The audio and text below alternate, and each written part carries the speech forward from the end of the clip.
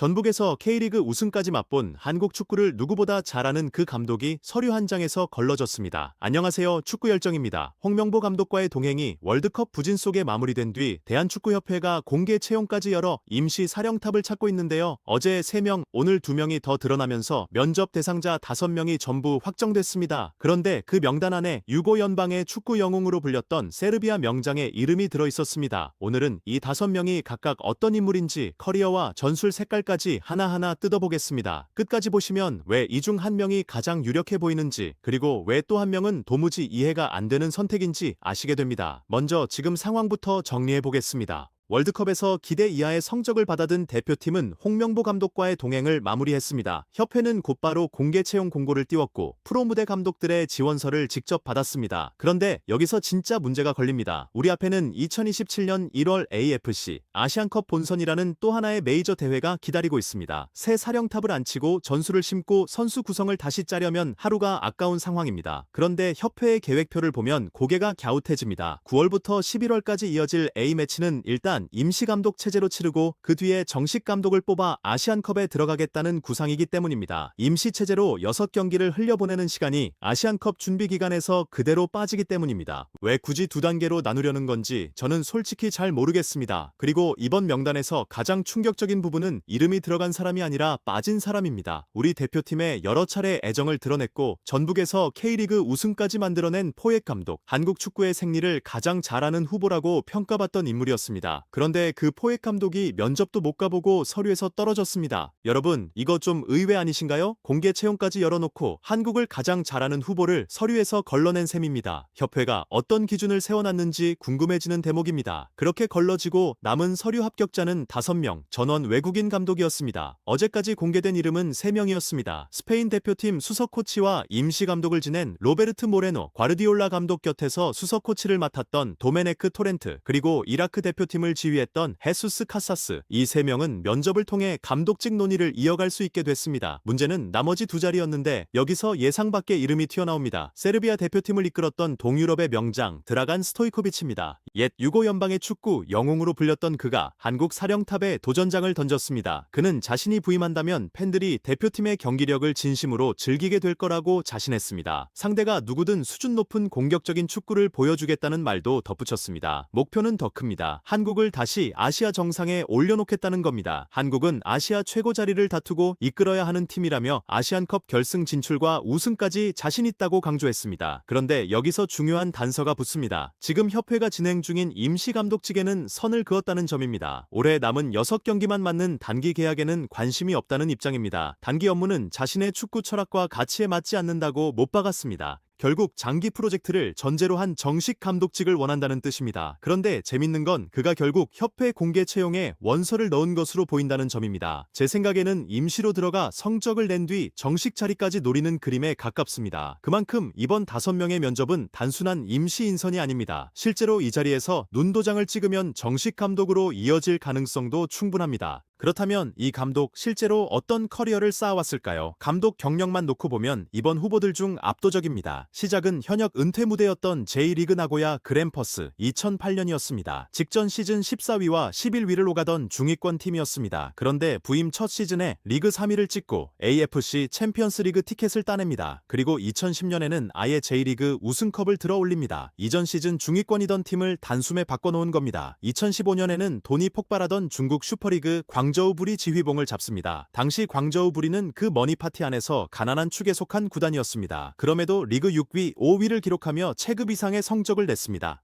다만 막판에는 자본력의 벽을 끝내 넘지 못하고 12위로 추락해 경질됩니다. 하지만 이 구단 자체가 이후 재정 문제로 해체됐습니다. 그 부진은 감독 한 명의 책임으로 보기 어렵다는 이야기입니다. 그리고 2021년 그는 조국 세르비아 대표팀을 맡습니다. 그 어렵다는 유럽 월드컵 예선을 무패로 통과하며 본선 티켓을 따냈습니다. 여기까지는 정말 인상적이었습니다. 그런데 카타르 월드컵 본선에서 1무 2패 조별리그 탈락이라는 성적표를 받습니다. 다만 같은 죄브라질, 스위스, 카메룬이 있었던 죽음의 조였습니다. 이후 유로 2024 예선에서도 24년 만에 본선 무대를 밟게 만들었지만 정작 본선에서는 2무 1패 단 1승도 없이 광탈했습니다. 예선의 강자, 본선의 약자라는 꼬리표가 붙은 이유입니다. 결국 2026 북중미 월드컵 예선에서 탈락 위기 끝에 떨어졌고 그는 사임했습니다. 전술 이야기도 짚어야겠죠. 스토이코비치 감독은 주로 3백을 써왔습니다. 3백이라는 건 쉽게 말해 최후방 수비수를 3명 세우는 구조입니다. 세르비아 시절에는 코스티치 같은 공격적인 윙백을 앞세웠습니다. 윙백은 측면에서 수비와 공격을 동시에 책임지는 자리입니다. 뒤에 3명만 남기고 나머지 선수들이 대거 공격에 가담하는 방식입니다. 홍명보 감독이 쓰던 움츠린 3백과는 성격이 완전히 다릅니다. 다만 약점도 뚜렷합니다. 공격 패턴이 크로스 하나에 지나치게 쏠린다는 점입니다. 크로스는 측면에서 문 앞으로 공을 띄워 넣는 공격입니다. 그런데 우리 대표팀은 윙백의 공격력이 특별히 좋은 팀도 아닙니다. 크로스 축구가 어울리는 선수 구성도 아닙니다. 핵심은 선수 구성과의 궁합입니다. 그래서 이 전술이 우리에게 그대로 맞을지는 저도 물음표가 붙습니다. 그래도 경력이라는 저울 위에 올려놓으면 이야기가 달라집니다. 헤수스 카사스 감독은 스카우터, 분석관, 디렉터, 코치, 수석 코치를 거쳐 올라온 인물입니다. 밑바닥부터 밟아오느라 감독 커리어는 2022년 시작, 이제 내년째입니다. 도메네크 토렌트 감독은 과르디올라 사단에서만 10년을 보냈습니다. 나이는 적지 않은데 프로 감독 커리어는 2018년부터 8년 남짓입니다. 로베르트 모레노 감독도 비슷한 길을 걸었습니다. 루이스 엔리케 감독의 수석 코치로 10년을 보냈고 2019년에야 감독을 시작했습니다. 그 뒤 프로 3팀을 맡았지만 뚜렷한 성과는 남기지 못했습니다. 경험이라는 항목에서만 보면 스토이코비치 감독이 확실히 앞선다는 뜻입니다. 그리고 마지막 한 명의 이름이 공개됐는데 여기서 진짜 물음표가 찍힙니다. 로날드 쿠만 감독의 친형 에르빈 쿠만입니다. 이 감독도 동생 밑에서 코치로 따라다닌 기간이 상당히 깁니다. 2004년부터 2014년까지 10년 동안은 헝가리 대표팀과 네덜란드 프로팀을 지휘했습니다. 하지만 사우샘프턴과 에버턴에서 동생의 코치를 맡으며 감독 경력이 끊깁니다. 가장 최근까지도 네덜란드 대표팀에서 동생의 수석 코치였습니다. 감독으로서의 흐름이 사실상 완전히 단절된 인물이라는 뜻입니다.